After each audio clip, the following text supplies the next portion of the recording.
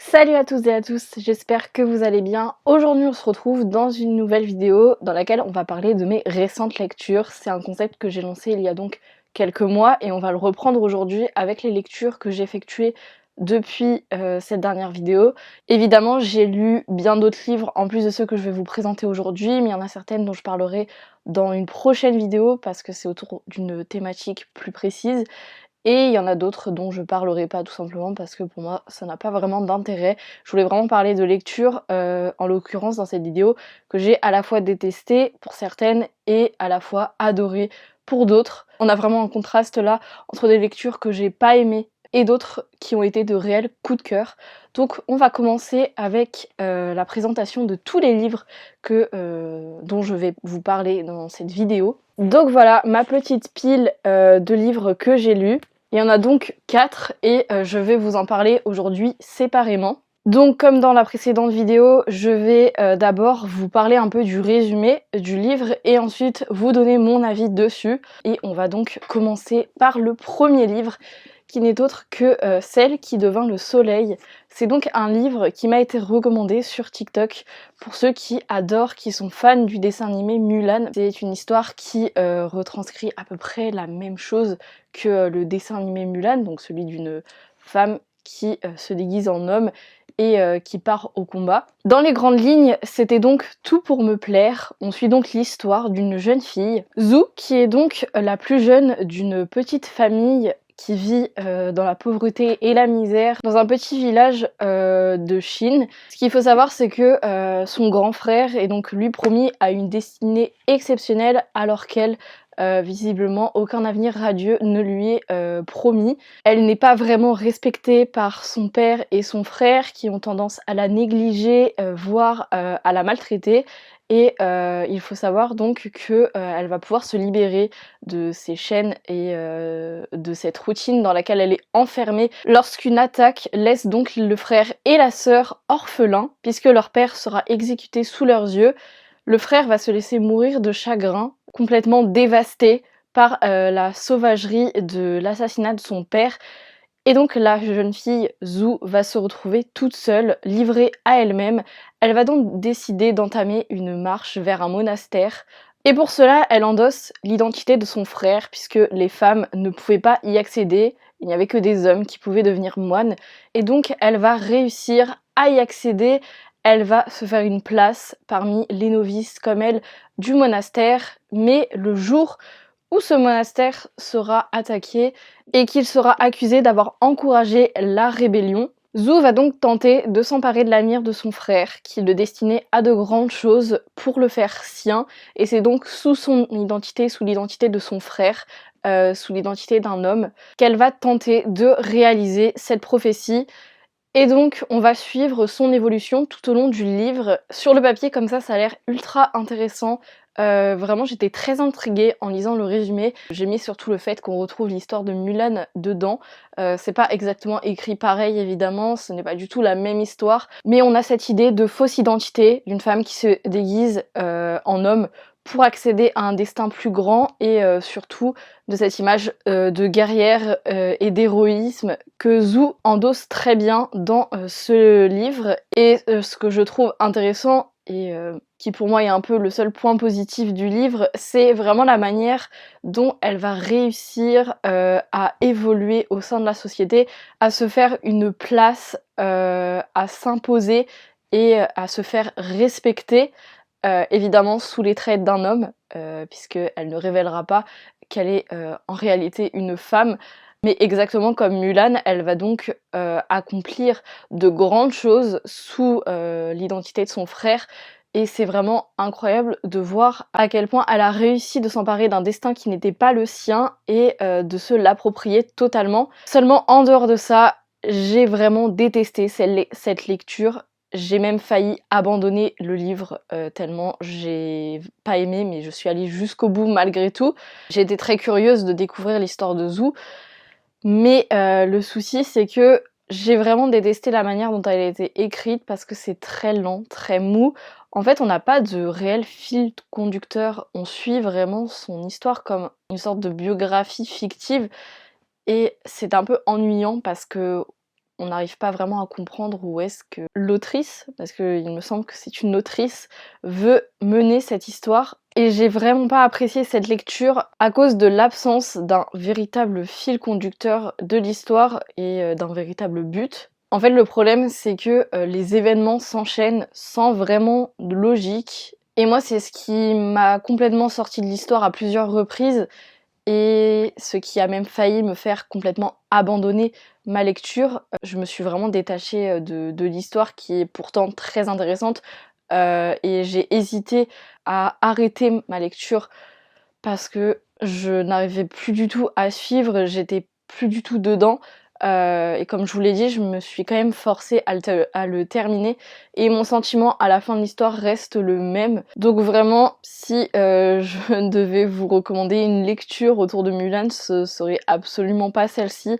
Parce que même si l'histoire s'en rapproche, même si le personnage est très similaire à celui de Mulan, ça reste un livre assez ennuyant et moi personnellement j'ai pas du tout aimé cette lecture. Donc ensuite on va passer à une lecture qui m'a cette fois-ci beaucoup plu, donc on va changer totalement de registre. On part sur une réécriture Disney qui n'est autre que Indestructible Violette, et donc c'est une histoire adaptée des Indestructibles et plus précisément de Violette, qui est donc l'aînée de la famille Parr, qui est donc cette famille de super-héros que vous connaissez sûrement tous, extraite de ce célèbre Pixar qu'est Les Indestructibles. Personnellement, je l'adore, j'ai grandi avec ce dessin animé, je le regardais tout le temps quand j'étais petite.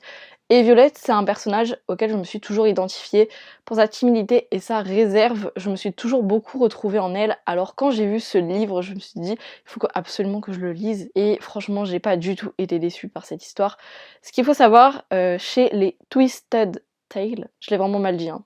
Bref, vous m'en voudrez pas. Ce qu'il faut savoir, c'est qu'avec ces livres-là, en fait, on reprend de célèbres histoires Disney autour d'un personnage précis. Et on va donc le réadapter en format roman. Et là, en l'occurrence, on va suivre Violette. Donc pour vous donner une idée, vous prenez le premier film des Indestructibles, vous effacez toute l'histoire qui se déroule dans ce film, et vous reprenez vraiment au début, quand on rencontre Violette, quand on la découvre pour la première fois, jusqu'à la fin de l'histoire qui a donc été totalement modifiée, remodelée. Et donc on va suivre Violette qui a donc 14 ans, qui est la fille d'un célèbre super-héros et d'une célèbre super-héroïne qui ont pour consigne depuis quelques années de cacher leur pouvoir, de ne pas les montrer et de ne pas s'en servir surtout. Sauf que Violette, vous connaissez sans doute ce personnage qui a tendance à disparaître, à devenir invisible lorsque quelque chose la dérange, la gêne ou la met dans l'embarras le plus total. Et c'est ce qui va se passer lors d'une soirée, elle va totalement perdre le contrôle et devenir invisible. Et donc sa mère, pour la punir, va lui ordonner de garder ses deux frères, Flèche et Jack, pendant qu'elle part à la recherche de Monsieur Indestructible, qui est donc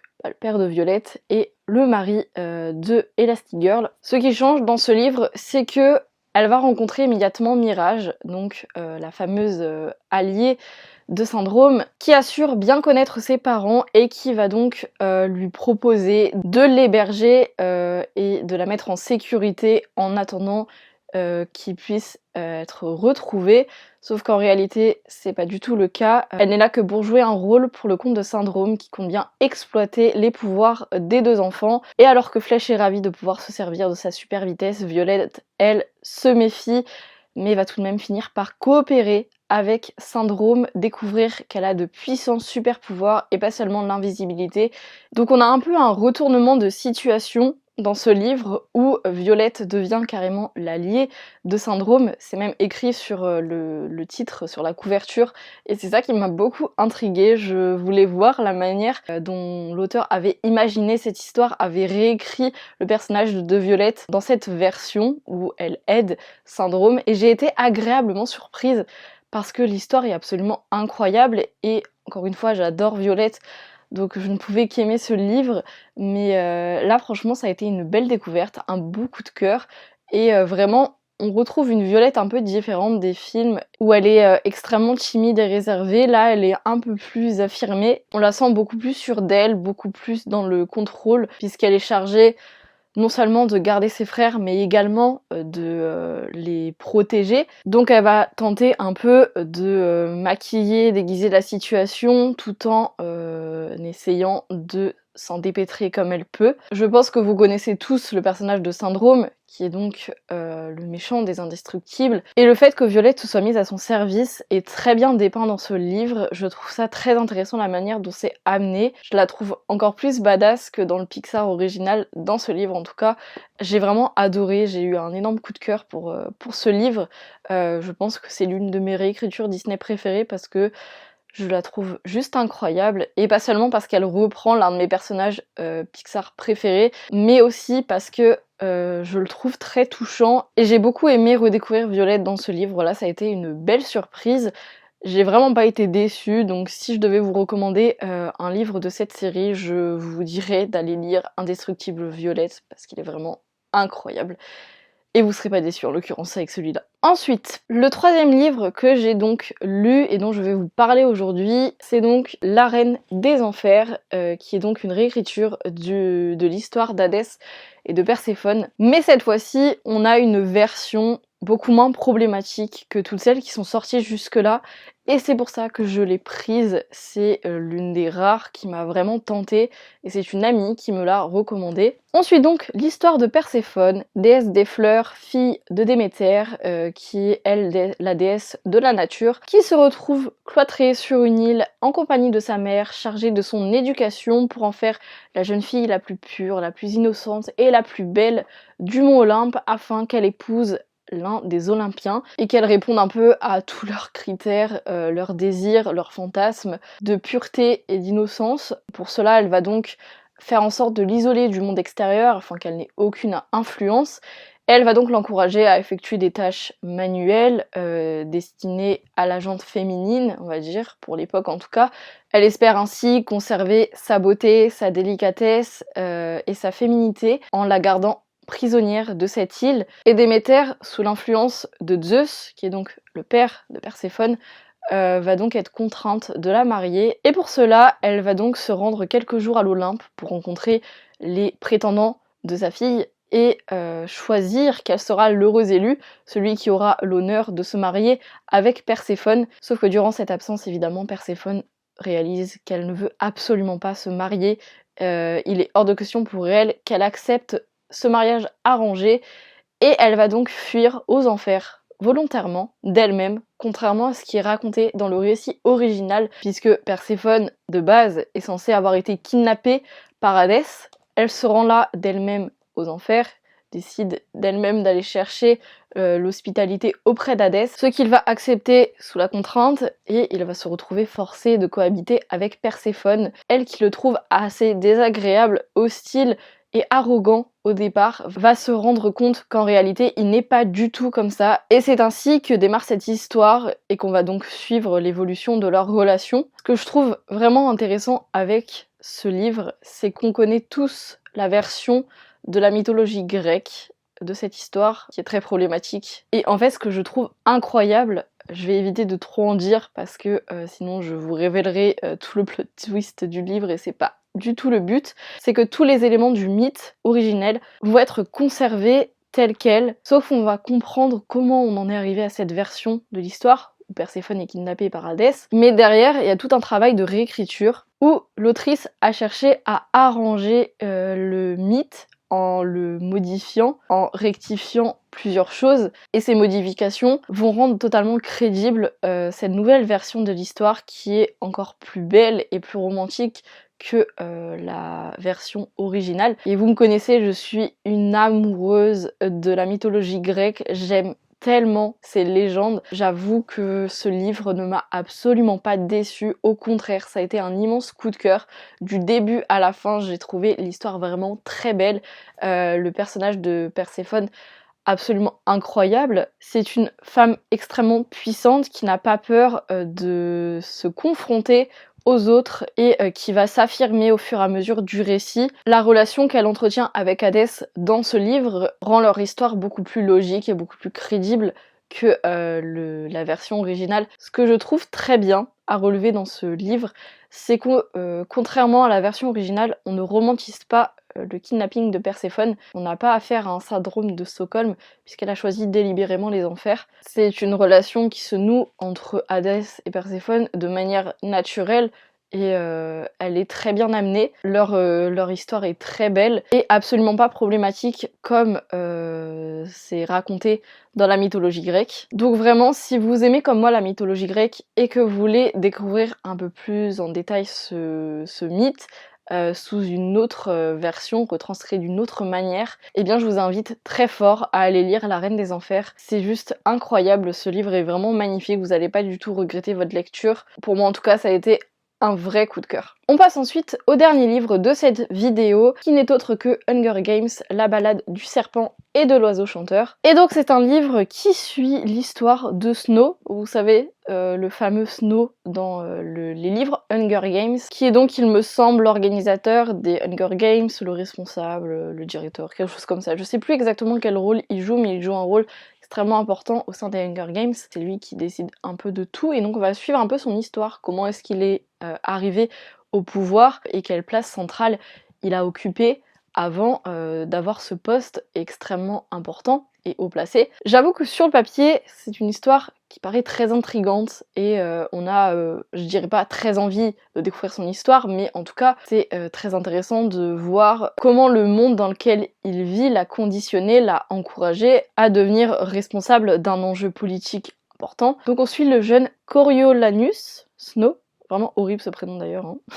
Et absolument affreux à prononcer, je suis désolée. Lorsque les organisateurs des Hunger Games de l'époque, pour la 10e édition, décident d'attribuer des mentors aux tribus des Hunger Games, qui sont donc au nombre de 2, un garçon, une fille, par district, pour 12 districts donc. Le jeune Snow va être nommé mentor du tribu féminin du district 12 et il a donc pour mission de l'accompagner dans différentes étapes de la préparation aux Hunger Games, notamment une interview pour encourager les gens à regarder les Hunger Games.